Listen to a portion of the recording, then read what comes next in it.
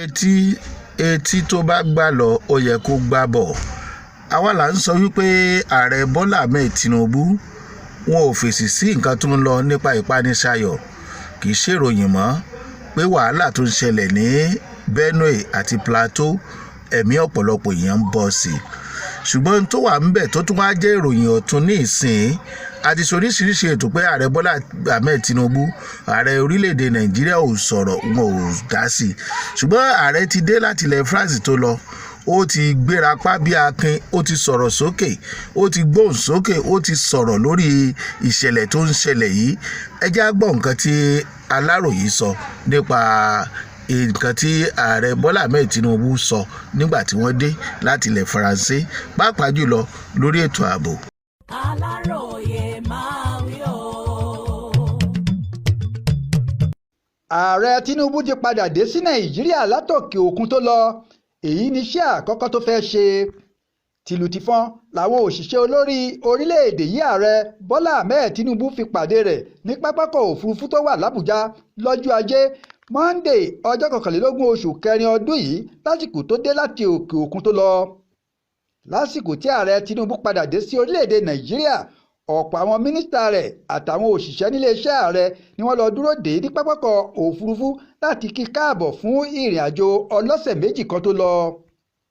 Lára àwọn ọmọọṣẹ́ rẹ̀ tí wọ́n lọ kí káàbọ̀ ni mínísítà ìlú Àbújá Nyesom Wike, akọ̀wé àgbà fún ìjọba àpapọ̀ lórílẹ̀-èdè yìí George Akume, olórí àwọn òṣìṣẹ́ fún ìjọba àpapọ̀ Fẹ́mi Gbàjàbíàmílà àtàwọn èèyàn jàǹkànjàǹkàn míì láwùjọ wa.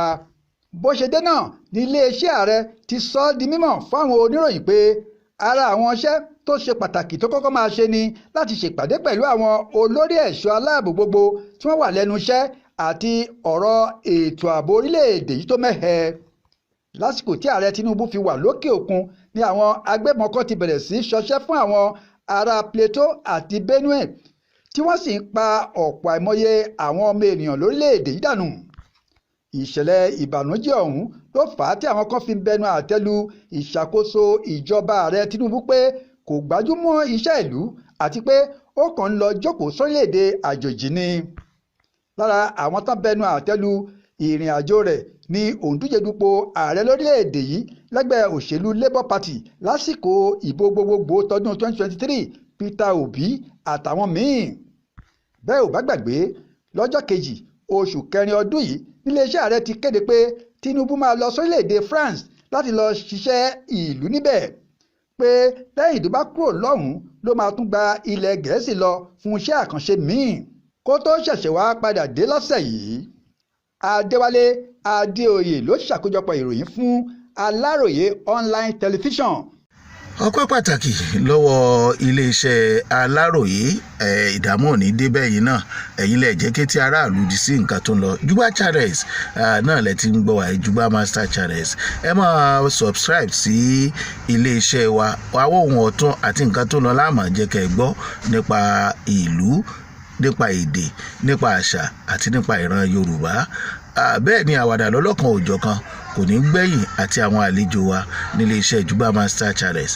Ẹ ṣé bẹ́ẹ̀ ṣe ń wò wá, ìdààmú ò ní dé báyé o, wọn ò ní fẹ́ gbà fún ilé oúnjẹ. Ṣéun Agboola lórúkọ tèmi.